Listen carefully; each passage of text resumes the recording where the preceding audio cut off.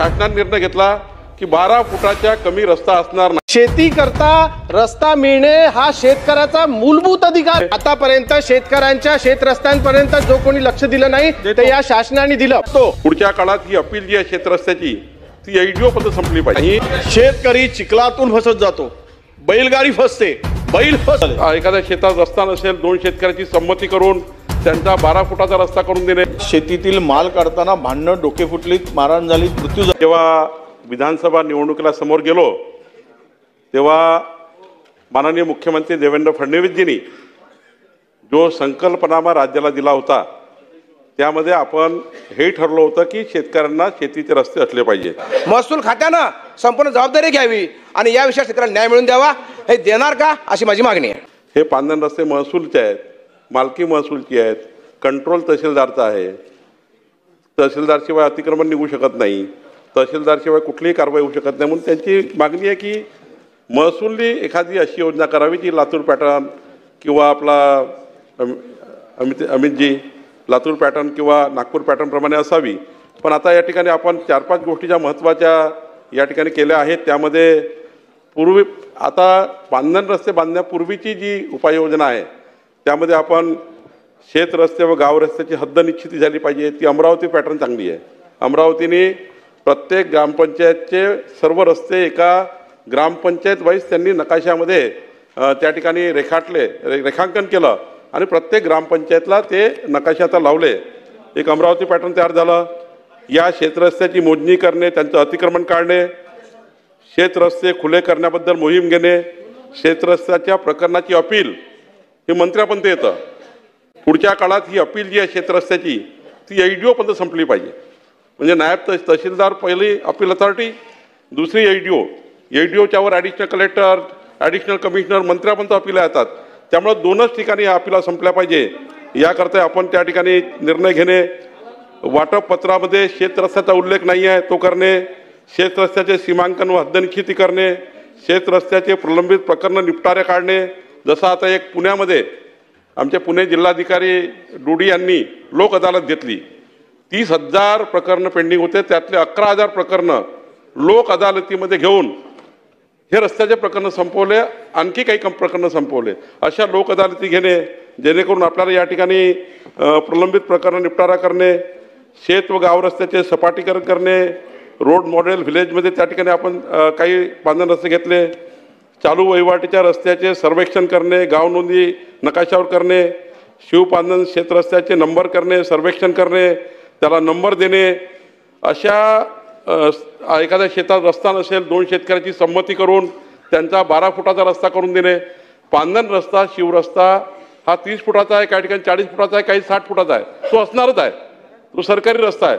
पण ज्या ठिकाणी रस्ताच नाही आहे तो 12 फुटाचा कमीत कमी, म्हणजे 12 फुटाच्या कमी नाही। 90% केसेस कशा सुरू आहे, एक डॉट आहे, सिंगल डॉट, तो 3 मीटर आहे की 1 मीटर तो काही दाखवला नाही आहे।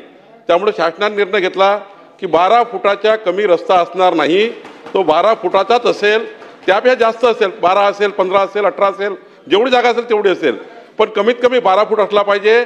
आणि समजा खाजगी मालकाचा असेल तर दोन्ही 7/12 नोंदी होतील, यांच्याही 6 फूट त्याच्याही 6 फूट याची नोंदी आपण त्या ठिकाणी संमतीपत्राने घेणार आहोत। या ठिकाणी रस्त्याच्या तपशिलाबद्दलच्या आपण अनेक गोष्टी या ठिकाणी करतो आहे। शेवटी माननीय मुख्यमंत्र्यांनी जो या राज्याच्या जनतेला शब्द दिला आहे, आम्ही संकल्पनाम्यामध्ये दिला आहे, निश्चितपणे ज्या पहिले या ठिकाणी जे टास्क आहे महत्त्वाचे, या रस्ते खुले करणे, रस्त्याचं नंबरिंग करणे, जसं VRODL ला नंबरिंग आहे अध्यक्ष महोदय, तसे याचं नंबरिंग करणे, हे सर्व प्रकरण आता आम्ही जमाबंदी आयुक्ताच्या माध्यमातून 13 लोकांची समिती तयार केली आहे आणि आता यामध्ये काम सुरू झालं आहे आणि मोठ्या प्रमाणावर आपण या ठिकाणी पुढे जातो आहे।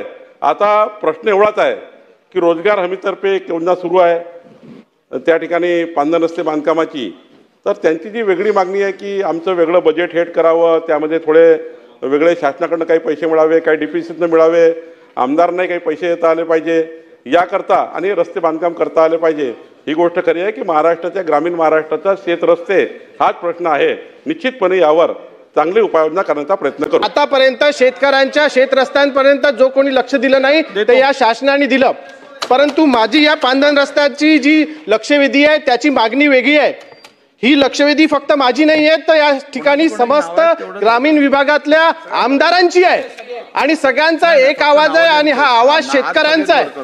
अध्यक्ष महोदय, शेती करता रस्ता मिळणे हा शेतकऱ्याचा मूलभूत अधिकार आहे आणि जेव्हा आपण शासन म्हणून काम करतो तेव्हा ईज ऑफ लाईफचा विचार करतो. हा शेतकऱ्यांचा ईज ऑफ लाईफचा विषय आहे. नुसतं महसूल विभागामार्फत रस्ता मोकळा करून दिल्याने हा प्रश्न सुटणार नाही, तर त्या शेतकऱ्याला त्याचं सामान, त्याची जे काही उत्पादन आहे ते आपल्या शेतात पोहोचवणं किंवा शेतामधून मार्केटमध्ये पोहोचवणं हे अत्यंत महत्वाचं आहे. पण त्यासाठी निधी लागतो. अध्यक्ष महोदय, मातोश्री पांदन रस्त्याचा आता माननीय महसूल मंत्र्यांनी उल्लेख केला. आपण थोडा विचार करायला पाहिजे की इतक्या वर्षापासून ही योजना अस्तित्वात आहे. या महाराष्ट्रात किती पांदन रस्ते या योजनेच्या माध्यमातून झाले. माझा स्पेसिफिक सवाल माननीय मंत्री महोदयांना आहे की ह्या शेतकऱ्यांचा पांदन रस्त्यांच्या योजना तयार करणार आहेत का? यासाठी एक फ्लॅगशिप प्रोग्राम बनवण्यात येणार आहेत का? या महसूल विभागामार्फत एक वेगळं लेखाशीर्ष पांदन रस्त्यांच्या बांधणीसाठी करण्यात येणार आहे का? आणि शासनातर्फे पुढच्या 5 वर्षामध्ये राज्यातल्या प्रत्येक शेतकऱ्याला पक्का पांदन रस्ता मिळावा यासाठी प्रोग्राम तयार करण्यात येणार आहेत का? आणि दरवर्षी यासाठी मुबलक प्रमाणात निधी उपलब्ध करून देणार आहेत का? हा महाराष्ट्रातल्या जवळपास 150च्या वर आमदारांचा प्रश्न आहे.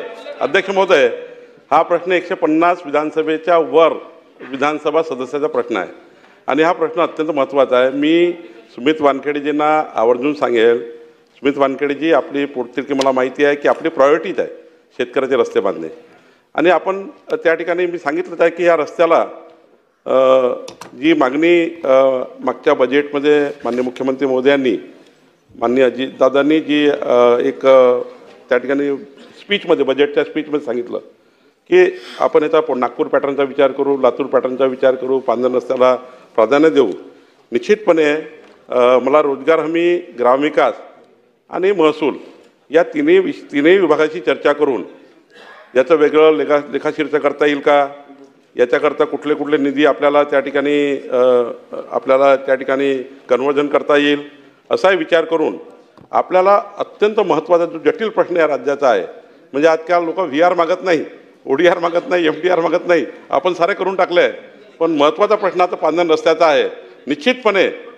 निश्चितपणे एक चांगली आपण याच्याकरता पांदन रस्ते योजना तयार करू आणि ती पांदन रस्त्याची योजना आपल्या विधानसभाच्या प्रत्येक मतदारसंघात करण्याकरता एक त्या ठिकाणी निश्चित कालबद्ध कार्यक्रम देऊ असे या ठिकाणी आश्वस्त करतो. शेतीतील माल काढताना भांडणं, डोके फुटलीत, मारहाण झालीत, मृत्यू झाले, परंतु त्यांचा आता शेतीमाल निघाल्यानंतर ते सुद्धा काढताना अडचणी निर्माण होतात. अशा वेळेस या पांदन रस्त्याचं महत्त्व फार मोठं आहे. आपण उत्तर दिलात, आपलं उत्तर सध्या काही करता येत नाही असाच त्याचा अर्थ निघतो आपल्या उत्तरातून. पण सगळ्यांना आत्ताच उत्तरामधून समाधान व्हावं अशी सगळ्यांची इच्छा आहे. म्हणजे आपल्याला उत्तराला विरोध नाही, पण मुळात प्रश्न असा आहे की आपण 25-15 खर्च करतो, फार मोठा निधी देतो, तो गावात खेड्यात होतो. त्यापेक्षा शेतावर जाण्याचा रस्ता अत्यंत महत्त्वाचा आहे. मातोश्री पांदन रस्त्याची संकल्पना चांगली मांडली, त्यावेळेस झालेत काही रस्ते, अद्याप पैसे मिळत नाहीत. कारण अजूनही 4,500 कोटीपैकी 1,100 कोटी रुपये अध्यक्ष महोदय फक्त मिळाले रोजगार हमीच्या या रस्त्यांसाठी किंवा कामासाठी. अजूनही 3-3.5 कोटी रुपये पेंडिंग आहे आणि 2-2 वर्षापासून, 3-3 वर्षापासून. मग त्यावेळेस काय झालं अध्यक्ष महोदय की काम अर्धवट झालं आणि अर्धवट काम सोडून दिलं. म्हणजे तो थोडं तरी बरा होता, तेही अर्धवट झाला. काही ठिकाणी रस्ते झाले.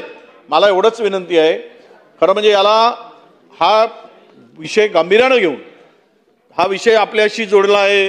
हा खरं आहे की आपण हा विषय घेत असताना रोजगार हमी मंत्री किंवा ग्रामविकास मंत्री या 3-4 मंत्र्यांच्या बरोबर आम्हाला एक 2-4 लोकांना बोलवा. आणि हा महत्त्वाचा विषय असल्यामुळे आपण या अधिवेशनात नाही अध्यक्ष महोदय, आपण सूचना करा, विनंती आपल्याला की या विषयाला घेऊन आपल्या डिसेंबरमध्ये ते काय आता पुढचं अधिवेशन येईल त्यावेळेस यावर विशिष्ट बजेट आणि लेखाशीर्ष नव्यानं तयार करणं ही सभागृहातल्या 150 आमदारांची विनंती आहे. आणि म्हणून माननीय मुख्यमंत्री महोदयांना मुख्यमंत्री महोदय, आपल्याला विनंती आहे की आपण शेवट आपल्या भागामध्ये भात शेती आहे ना, इतका त्रास आहे.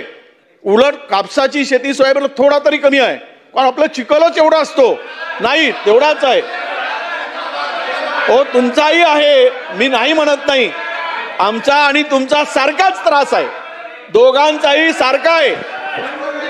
राजेशजी, अभिमन्यूजी सारखाच आहे. हा, पण मला माझी माननीय मुख्यमंत्र्यांना विनंती आहे, याला वेगळा लेखाशीर्ष द्या.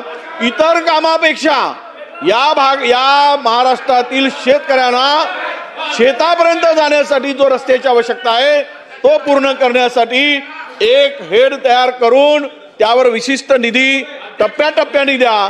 पण तुम्हाला हात जोडून विनंती आहे, याला चांगला प्रश्न मांडलाय आणि तुम्हाला शेतकरी चिखलातून फसत जातो, बैलगाडी फसते, बैल फसतो, आपल्याला विनंती आहे की यावर वेगळा लेखाशीर्ष करून निधीची उपलब्धता करून द्यावी आणि ते या ठिकाणी घोषित करावं अशी माझी माननीय मुख्यमंत्री महोदयांना विनंती आहे. या समितीने पुढच्या 5 वर्षामध्ये राज्यातले सगळे पाणंद रस्ते हे त्या ठिकाणी शेतकऱ्यांना त्यांच्या मालाची आवाजाही करता येईल या दृष्टीनं मजबूत करणे याकरता उपाययोजना सुचवावी आणि 1 महिन्यात त्याचा अहवाल शासनाला सादर करावा.